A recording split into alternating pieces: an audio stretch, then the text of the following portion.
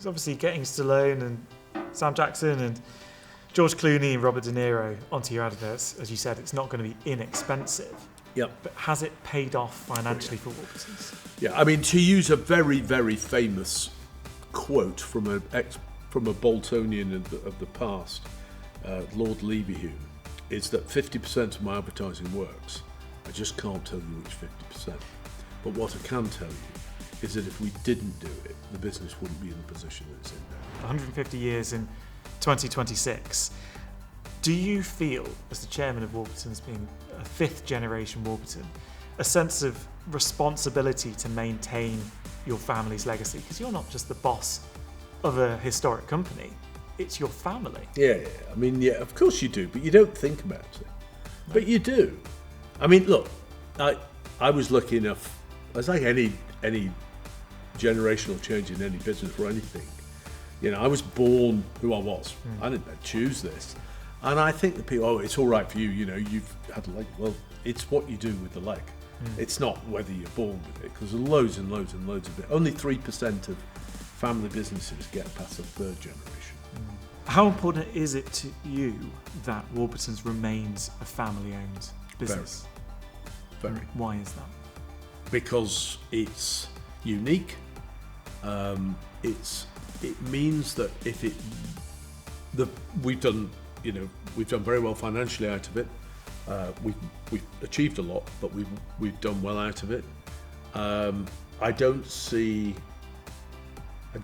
any attraction whatsoever of not being a private family business.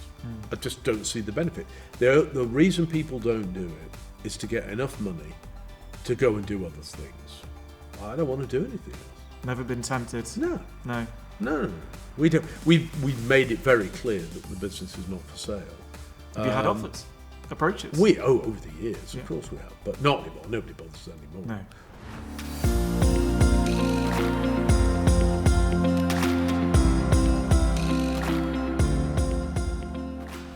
Hello, and welcome to another episode of Boardroom Uncovered, powered by City AM.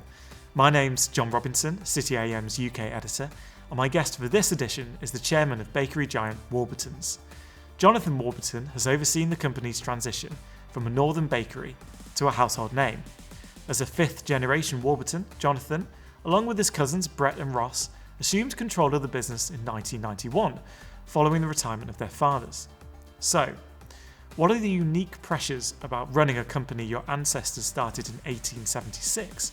And how does Warburtons avoid the same fate of other family-owned brands, such as Wilko's, who've collapsed in recent years? Without any further delay, let's dive in. Jonathan, thank you very much for coming on Boardroom Uncovered today. I suppose it's a bit of an unusual question to start in an interview with a baker from Bolton, but what's it like acting opposite Kermit the Frog? A lot easier than acting opposite Miss Piggy. Actually, I first and foremost have to stress that acting is being kind to me. Appearing on the screen with, I was the sort of classical child that, the school play happened, and if I was lucky, I'd end up being a tree. So when I got persuaded it's a long story about why I end up being in the ads, but it was, interestingly enough, it's a very unusual experience because I have no acting experience. When we ended up doing the one that we've done out of the country was the Muppets ad, which I actually ended up going to Hollywood for 48 hours, which was terribly glamorous. I didn't realise that the Muppets are all operated by rods. No, they're real. They're real. Sorry, creatures, they're real. I didn't realise the way they operated them. Yeah. And I don't know what I expected them to be like, but I didn't expect them to be like they were. And it necessitated me being put in a very unusual situation to do it. I think you've just got to go with it. Yeah. I think, first, don't fall into the trap of thinking you're an actor. That's the first one. So just do it because you're doing it for a bit of fun, and hopefully people laugh with you and not at you. The characters that play the characters are very different. So Kermit could be up to 3 people. The major character obviously is the voice, but you're not conscious of the people when you're there with the puppets. Yeah. So it was relatively easy, but dealing with Miss Piggy was somewhat more challenging. What were the challenges involved in? Well, I'm not used to having a sort of large, how can I describe it? Puppet pig crawling up my front. It's not something I'd experienced before, and that was a bit odd. Yes, but it was a great look. It's a great experience. It's a bit of fun. I don't take it very seriously. I take myself very seriously, but I don't take situations like that very seriously. But it is a question I've been asked similar questions to that before, and I think the danger is for people like me, if you fall into the trap of you think you're an actor, that's when you fall foul. If you just be yourself and accept it's there as part of the fun, it's been a great experience. Experience. Of course, you had Samuel L. Jackson play you in another advert. What was that experience like? Well, it's the last one of the 6 that we've done so far that we would classify what we call our gold campaign, which started 10, 11 years ago with Stallone. And Sam Jackson was the last one. I mean, he's the highest grossing actor in history. So that was in itself a bit of a surprise to me, because I'm too old to know anything about the Marvel comic movies, which apparently is where, when we researched how he would be, how Warburton's brand would sit with something like that, a lot of young people knew him because of Marvel Comics, whereas I knew him from all the stuff in the past, Pulp Fiction, particularly the Shaft movie he did, movies he'd done. But so he was really as normal as they can be.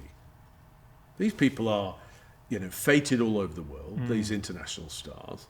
That they're not often great conversationalists because they're so used to being asked questions. They're not great at asking questions, varying degrees, but he was terrific. My wife and daughter came, we were shot in a warehouse in just off the M1, the bottom of the M1. So Kim and my wife and my daughter came. I had to go up and have something done before we did our bit together. And I came back down and he's nattering away to Kim and Charlotte, talking about going on holiday. And so quite remarkably normal, really. Very nice guy. He's a golfer, so I'm a golfer, so we chatted about that. And he was telling me about he was going off on holiday afterwards. So remarkably, he was a nice fella. He knew Stallone.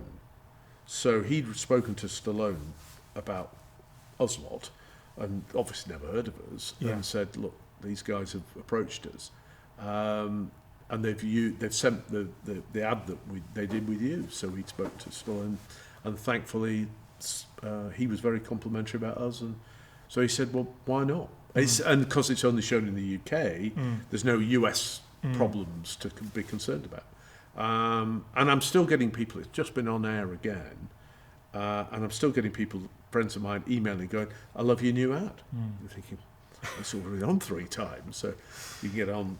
But no, great, he was lovely. But it's quite the decision, isn't it, for a family-run bakery in Bolton to ring up Stallone's people and say, do you want to come on an advert? And you've got George Clooney, you've got De Niro. Tell me about the decision to do that. So, and this could be a long answer, but I'll tell you how we started off down this route by using the family, which then leads us into Stallone. So, I started to think I had a clue about what I was doing in my mid-20s, so literally 40 years ago. And I joined the business. I've been a sales rep for Unilever, and I joined the business, and we were a very local business in Lancashire, really based around Bolton. We had a little bakery in Blackpool. We just opened one in Burnley. We had a distribution depot in Wakefield in Yorkshire. That was it. And so we were very local, but we knew we had something a bit special, and I won't go into that, but we knew product quality had always been the main driver for the business. a lot of product quality, it'll come as no surprise, the major product quality differentiation in bakery is flour, it's wheat. And we're the largest users of Canadian wheat in Europe. Canadian wheat tends to be the best bread-making wheat in the world, climatic conditions really. And so roughly 50% of everything we make is grown in Canada. We're also a very large user of English wheat, blended those two together. So my father was a very passionate, very capable baker on very big bits of kit like we have.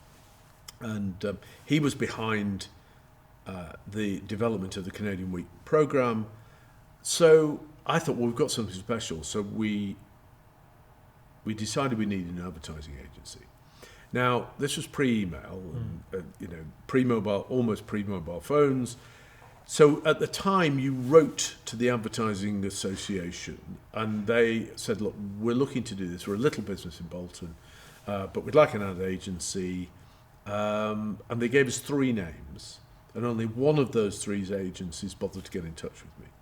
And that was a new startup agency. So they kind of, by default, got the job.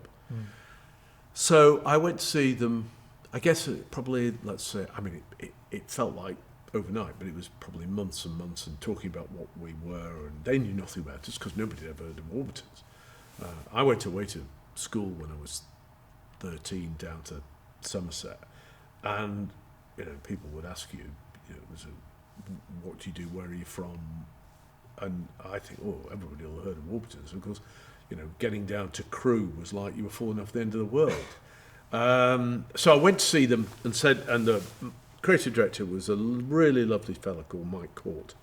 So I droned on to him about how important Canadian wheat was, and this was going to be the most thrilling thing he could possibly inspire you and give you great ideas for the development of a campaign. And he just turned around to me and said, Jonathan, that's really interesting, but it's probably the dullest story I've ever heard.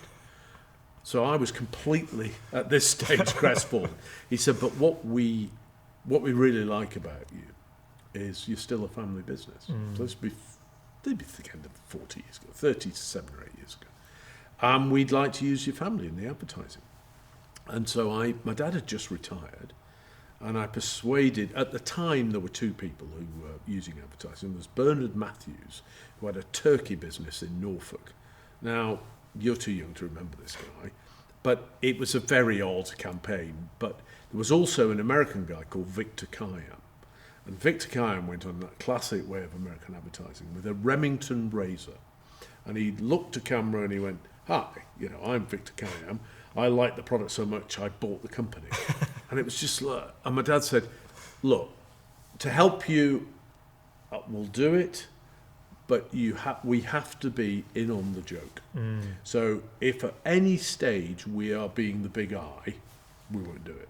So the whole premise was written about, and then we made some ads with my mum and dad, and they were very successful in Granada TV, as it was at the time. So we then, over a 30-odd year period, kept dipping in and out, family being in, family not being in. And the quality was, the first stuff was brilliant. We then lost our way a bit. And we changed agencies about 15 years ago. And I was approached by, I knew these guys. The guy said to me, he said, look, for you to kick on to the next levels of business, by this now we were a fully national business. So we'd grown the business significantly over those sort of 25 year period.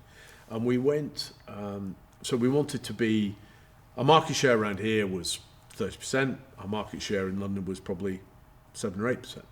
So we knew there was a massive opportunity for the business in the south of England and in Scotland. So we needed a campaign that his mantra was, you need something that will make you famous. And it just, at the time, we changed agencies, new creative guys, and at the time, it was 2009 or 2010, we had a very bad winter, and I got a letter from a shopkeeper in Braemar in the Cairngorms, which, funnily enough, I've just been to this weekend. Not the shop, but and it said, "Dear Mr. Warburton, I wanted you to know that during the last 2 weeks of hard weather up here, the only delivery driver that got through the blizzards was your driver, and I thought you ought to know. So I went back to the agency and said, there's a bloody good idea in here.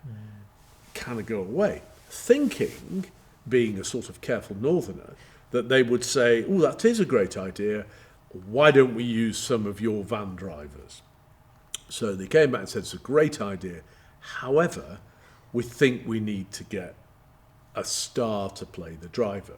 Because, acting is a lot more challenging than people think. So it started there, and the thinkings as a national business, but still very, very much rooted in this part of the world. Like, so who are you going to get? And we kept having conversations about potential. And at the time, Jason Statham had made a series of movies called The Transporter. So somebody said, well, why don't we approach Jason Statham? And I thought, he'll be expensive, he can't possibly. And I can remember going home and talking to my wife and daughter at the time and saying, we're thinking of using a chap called Jason Statham, who I knew because I'd been a fan of movies. And I'd seen Lock, Stock, which he is in, and I think he's brilliant in that.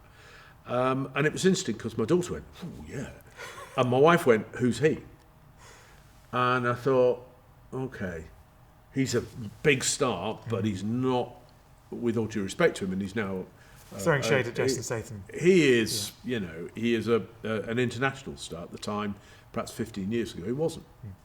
So, and then the chap who runs our PR business, in conversation, said, well, how about Stallone? If we were being bonkers, and who would you have? Yeah. And Arnie was one, and Stallone, and Matthew said, oh, I know him.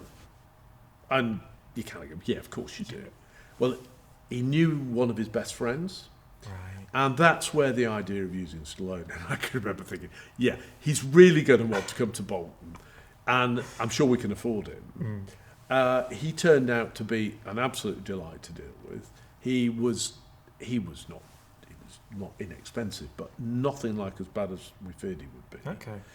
And I spoke to him personally first and said, look, this is my family's money.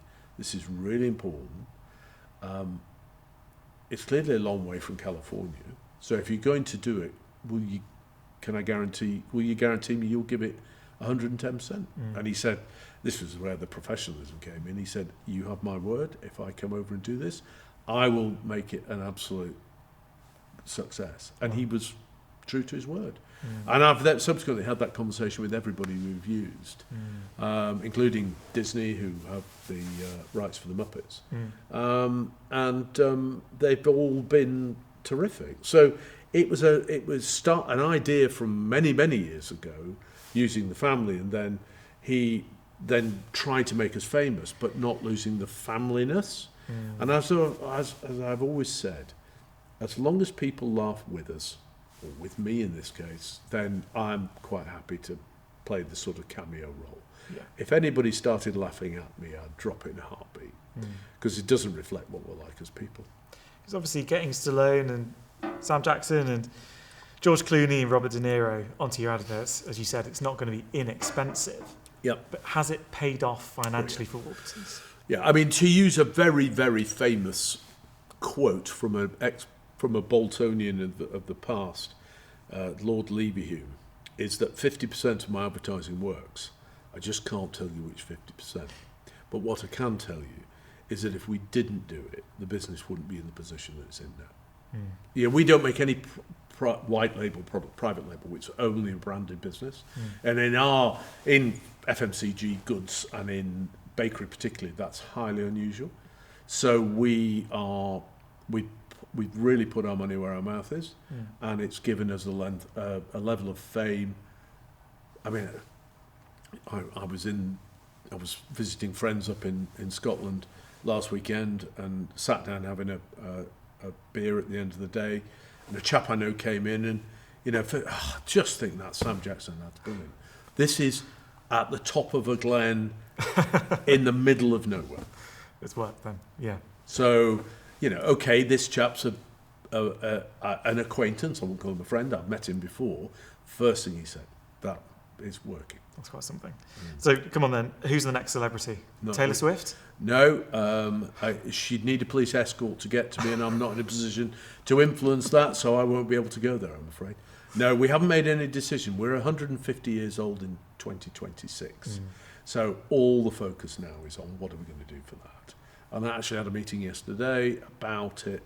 At some stage, when you've had the roster we've had, it becomes more and more challenging to fill. And what I don't want to do is drop down a level because you can't get anybody else. I'd also really like a female, and I'd really like a Brit. But that's easier said than done. If you ask men who they would like, the list of potential females to play that part is very different than if you ask women. And I don't know why that is, but most men want younger, and they tend to judge them on different attributes than most of the women do. I'm picking my words very carefully here. So at the moment we're being very careful about how we do it. But because of the 150th event, then we're not rushing. Yeah. So we genuinely are having a bit of a rethink. Let's talk about that historical legacy then, since you brought it up. 150 years in 2026. Do you feel, as the chairman of Warburtons, being a fifth generation Warburton, a sense of responsibility to maintain your family's legacy? Because you're not just the boss of a historic company, it's your family. Yeah. I mean, yeah, of course you do, but you don't think about it. No. But you do. I mean, look, I was lucky enough, it's like any generational change in any business or anything. I was born who I was. I didn't choose this. And I think that people, it's all right for you, you've had a leg. Well, it's what you do with the leg. It's not whether you're born with it, because there's loads and loads and loads of it. Only 3% of family businesses get past the third generation. How many businesses have been started since 1876? Millions. So to get to the point where you're driven by the family and its values and success of the family to get another generation is a bit of a thing, in the sense that it becomes quite an important motivation to you. But it creates a culture in the organisation, I think, that we've tried to use without being sort of paternalistic about it, but create an environment that's different than other people's, because we think it gives us a competitive advantage. It's quite self-serving, but we are we employ 5,000 people, so we've got 5,000 people's responsibility, homes you've got to think about. And I think that what we try and do is create an environment where, you work for us, you drive one of our vans, and it's 6 o'clock on a Tuesday in November, and your alarm goes off at 2:30 in the morning. You look outside and it's raining. Most people go, God, I really don't want to go. But I think if you can create an environment where people understand what the company's trying to achieve, that the people that, in my case, happen to be an owner of the business, really care about what happens, then they might just go, well, yeah, but actually I really like the people I'm working for. They're very clear about what we're trying to achieve. And, well, I'm awake now, I'll get up. And I think just that little bit of 1% extra, I'm not worried about, I don't have a job title on my business card because the clue's in the name. And I just think it's how you behave it's this ability for that to be understood, and that's how everybody is expected to behave. Now, if you get it 80% right, 80% of the time, that's about as good as it gets. So you shouldn't, I don't shoot for perfection if you can, but in fact, you've got to keep the business going. We had a few changes a couple of years ago, and I went back in to do a sort of more leadership role for 12 months while we recruited a new managing director. And I can remember going to visit our distribution depot in Howden, which is on the Humber over in Hull. I've not been for a couple of years. I went to see the guys. I try and do this all over the business, and I do a Q&A with the workforce. They can ask me anything. I give them a sort of 20-minute prejudiced view of the world, talk about customers, how we're doing, and then I'll have 40 minutes of questions about how we're doing, what we've got planned. And I got an email following from a guy who'd recently joined us, and his role was basically filling the vehicles when they came back in from their routes and keeping the place tidy. And I put it up on the screen we had a management meeting, put it on the screen, and it basically said, we know what you're trying to do and we're all behind you. And this guy swept the floor. I mean, we filled vehicles. So if he understands, then we're doing something right. Now, how much bonus did you give him that year? I met him, funny enough. I didn't meet him at the time, but about 3 weeks ago, I was doing the similar thing in our bakery in Wakefield, and he was there. Came and said hello. And so, it resonated with him as a new employer. And he was 40 years old. It wasn't like he was 18. So it's the bonus is in the fact that they know what they're meant to be doing. Yeah. Rather than... When your dad retired, Yep. and you stepped up to lead the business alongside your cousins, Yeah. was that an overawing experience for you? Were you worried about it? Were you intimidated? Probably. The three of us, so Brett, Ross and I, grew up loosely together. We weren't bezies, but we were loosely together. We've had an incredibly good working relationship all our adult lives. We've never really socialised together because we used to be working together all the time. But we've remained friends. We're very complementary to each other, and the three of us. If everybody wanted to be finance director, it would probably be a bit of a challenge. Yeah. But we've never done that. So we've all known that as a trio, we'd be more successful than if, we were all trying to do the same role. I think when Dad and the other three family members of the last generation retired, we couldn't get them out the door fast enough. Because we thought by then we were all geniuses, and we've now got three of the next generation in, pushing you who out. are the same age as we were when we were pushing them out, and that's happening again. And two of them are mine. I've got identical sons who've just joined the business, and I get that completely. And it'll be, it's absolutely right that. I don't work full-time in the conventional sense like most people do now, but, I'm 67, so I've probably done 45 years, so I probably deserve not to be there full-time. But I still love it as much as I've ever done. But there is a time you have to let somebody else have a crack at it. But was it intimidating? I don't think so, because I've grown up with it. Yeah. I'd always say, people say, did you expect to go in it? Well, probably, yeah. But I didn't. I was a sales rep living in bed and breakfast all over the country on my own. That wasn't great fun. So when the opportunity came back. Because some people, they join the family business and they go towards the top. They don't have a hard life. Do you think you did the hard yards before? No, not particularly. No. You had an easy ride of it. I don't think I've worked hard, but I've not found it hard work. I enjoy it as much now as I've ever done. It's a privilege. Yeah. I really genuinely mean that. It's only in later life have I realised I used to worry about not working hard, and then I realised I was doing so much it wasn't hard work. If that makes sense. Did you ever feel that you were never going to get turned down for a job at Warburtons, were you? So no. You had an easy in. Yeah. But the pressure for it to work is greater on a family member than it is on a professional. Would your dad have fired you if you weren't very good? I honestly couldn't answer that question. I really genuinely don't. I think it's very interesting as we've got a new generation as our reference. 3 31-year-old men who are all experienced and capable. You've got to have quality, a business our size, you've got to have quality professional people around you who will be honest and say, little Johnny's just not going to be quite good enough. And I think that's part of the role of the top professionals in our business. Because it's not easy to run a family-owned business. You look at Wilco's and countless others that have fallen by the wayside. Yeah. It's not easy, is it? No, and that's my 3% point.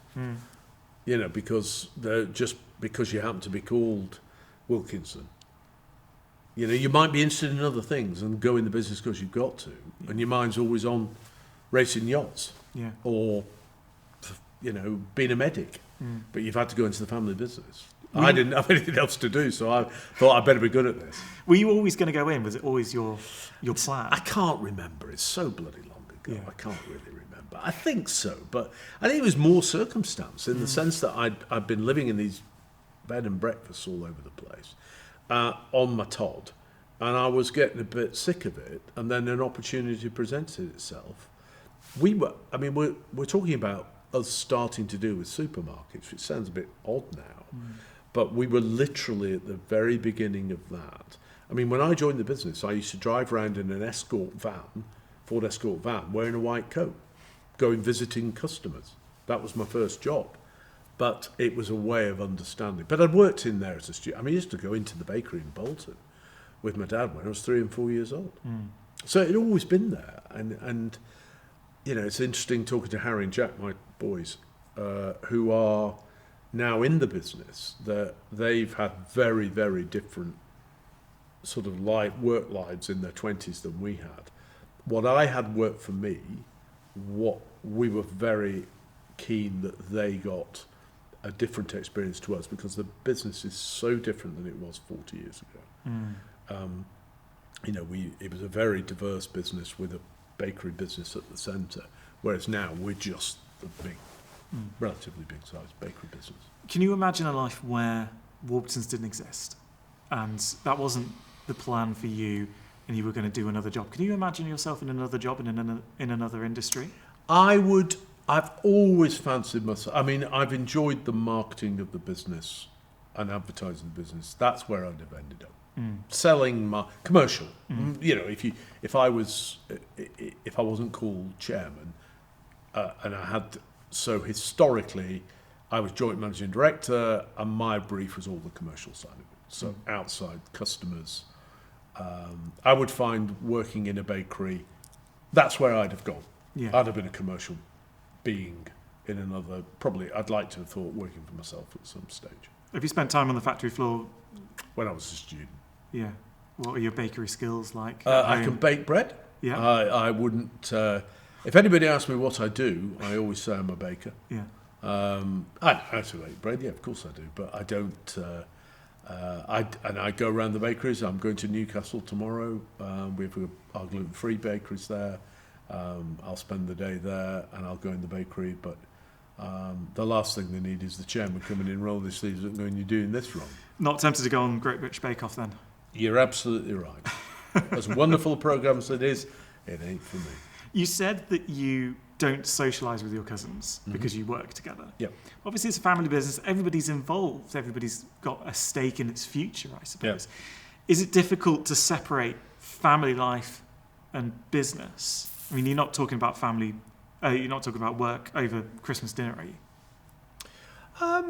It's never really been a problem. I think what happens is that, depending on how you're made, some people.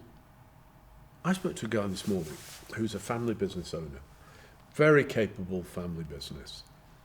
This gentleman is over 80 years old, and the detail of which he had about what was happening in his business was far, far greater than the detail I would have about my business. And I just think it means I've never worried about the business. I'm not somebody who lies awake at night worrying about the business. What you're very conscious of is it is with you all the time.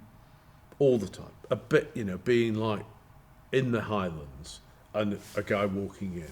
How many other people do you know where that would happen? I mean, in my case, I don't know anybody else who will be in the middle of nowhere and somebody who you've met before comes in and makes reference to it. So you get very used to that. And some people might find that really difficult. doesn't bother me in the slightest. And I'm not a worrier. But then, of course, the main way of not worrying is to have a degree of success. Yeah. Because then you're not worried. It's a privileged position to be in, isn't it? But, if it wasn't going so well, he'd be worrying about it quite a lot. But so the motivation is to make sure that you're doing all right, so you're not worrying. Does that sort of... Yeah, it's quite circular, really. Yeah. But we're a very simple organisation, and I've no interest in making it complicated. Do you think trying to keep Warburtons simple over the decades, 150 years almost, has helped it survive so long? I mean, what's the secret behind that longevity? I think that I can only really speak from my own experience. I can't really talk about my father, my grandfather, or my great-grandfather. But certainly in our experience, we inherited, as I mentioned, a very diverse business, which we closed, sold, remodified, and ended up with what people know today. I would glibly say I'm only capable of holding one thought in my head at any one time. So I know my limitations, and I know that I can't understand. It's a bit like you doing this. I would not understand anybody wanting to take on a role and not wanting to be the best at it. I just don't get that. So depends wherever you are in the food chain, so if you call Warburton and Warburtons, the motivation to make a success of that burns incredibly deeply. And to achieve that, we turn our stock over 363 days a year. We deliver to in excess of 19,000 calls a day. We make over 800 million products a year.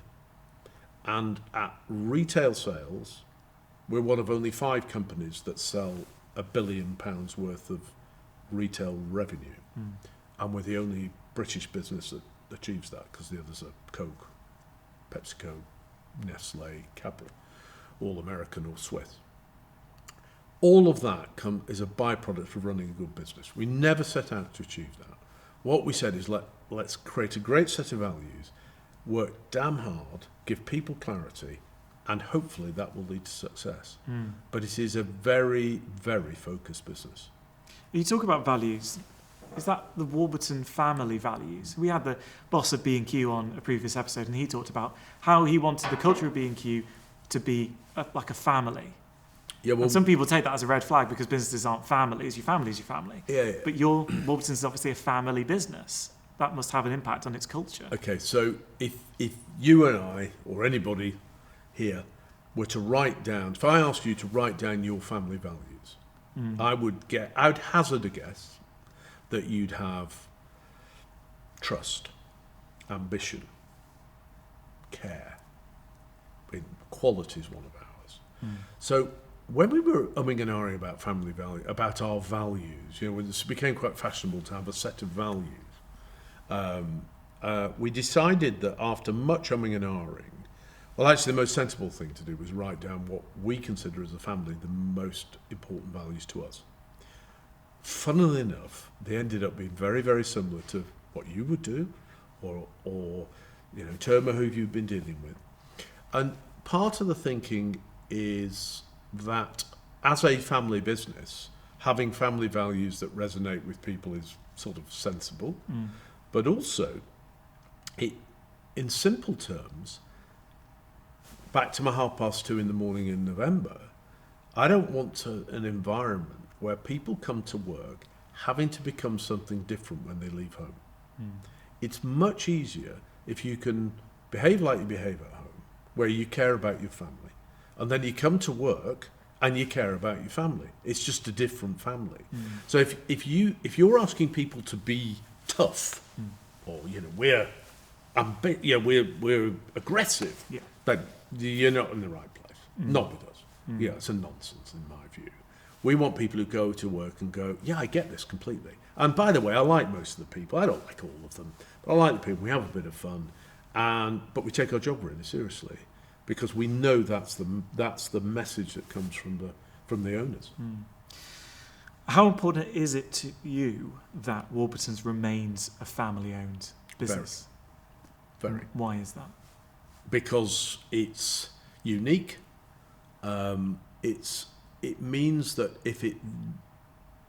we've done very well financially out of it. We've achieved a lot, but we've done well out of it. I don't see any attraction whatsoever of not being a private family business. I just don't see the benefit. The reason people don't do it is to get enough money to go and do other things. I don't want to do anything else. Never been tempted? No. We don't. We've made it very clear that the business is not for sale. Have you had offers, approaches? Over the years, of course we have, but not anymore. Nobody bothers anymore. No. But one of the guys that I met very early on when talking to advertising agencies was a planner, what they call planner. And Adam was a super bright fellow, and he ended up becoming an author. And I remember him telling me a story, and I'll embellish the story a bit to get my point over. But the classic sort of British entrepreneur comes in and he builds his business, and at 40 he gets approached and he sells it. And he suddenly gets his 25 million quid or whatever how much he gets. And for years him and his family have gone to, we'll say, Barbados for holidays. And they go off to Barbados and they say, this is wonderful and I've now got a load of money. Tell you what, why don't we buy a villa? Or the equivalent. So they go and buy a villa.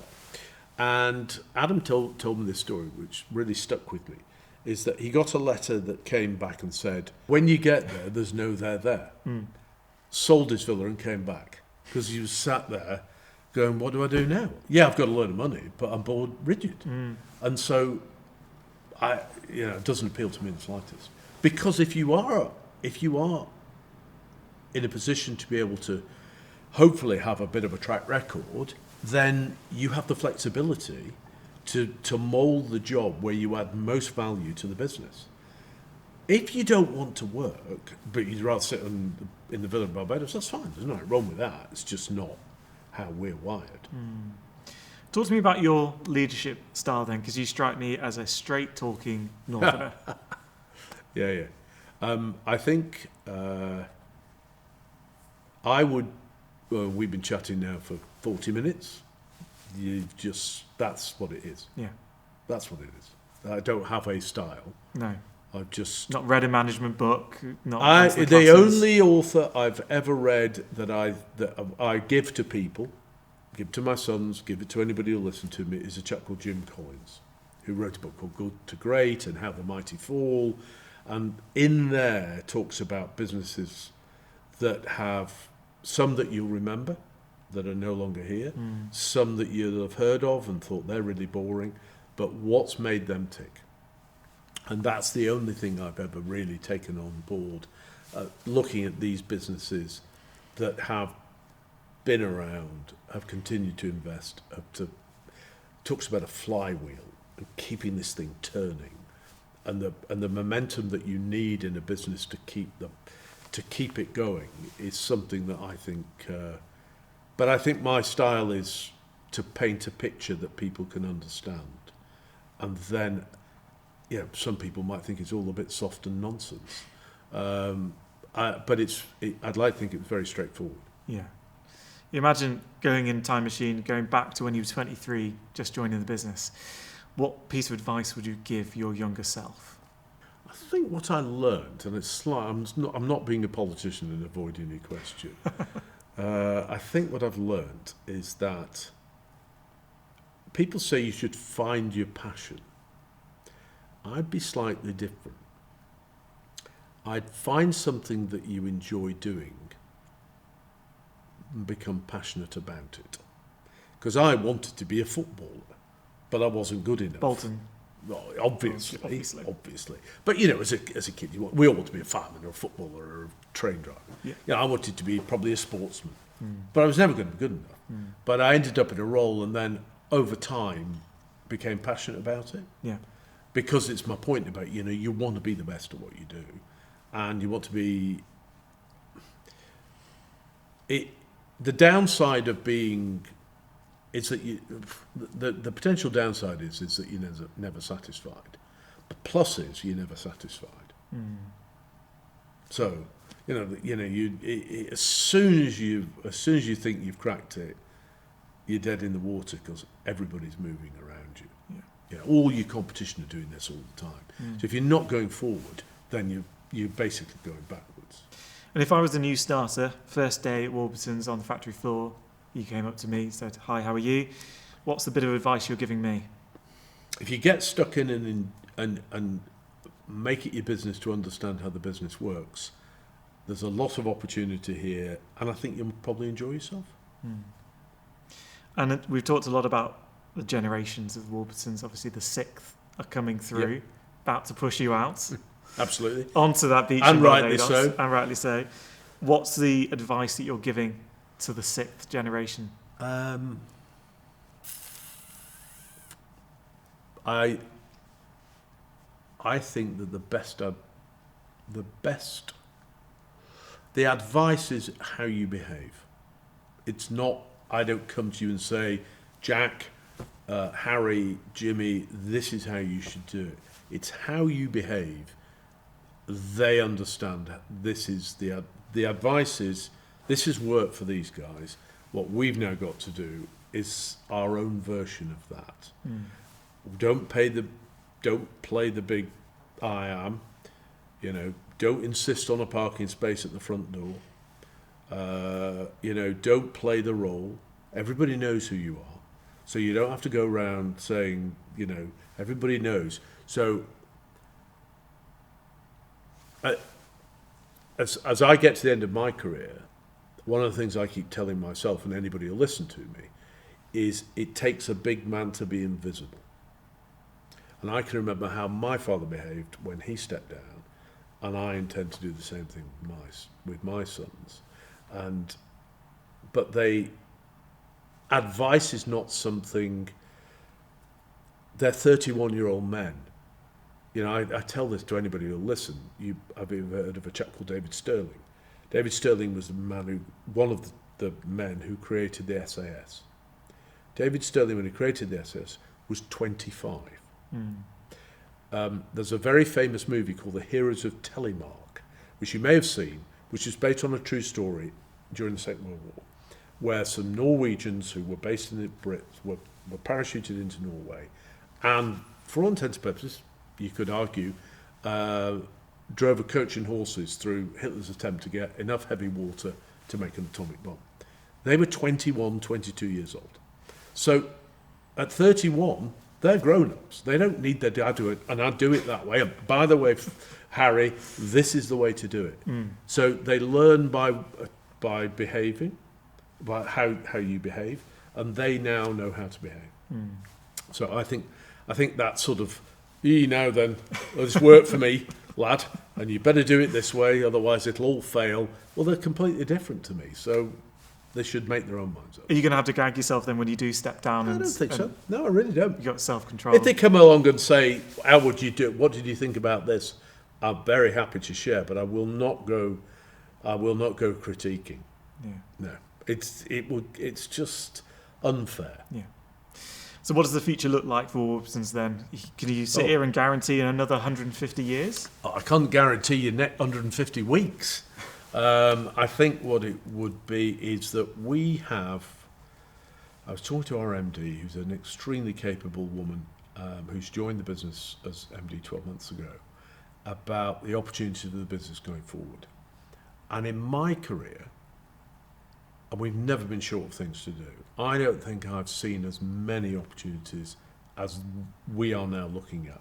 And there are so many things that you could do, having got to the position that we've got into as a sort of reasonably well-known national brand. It opens up.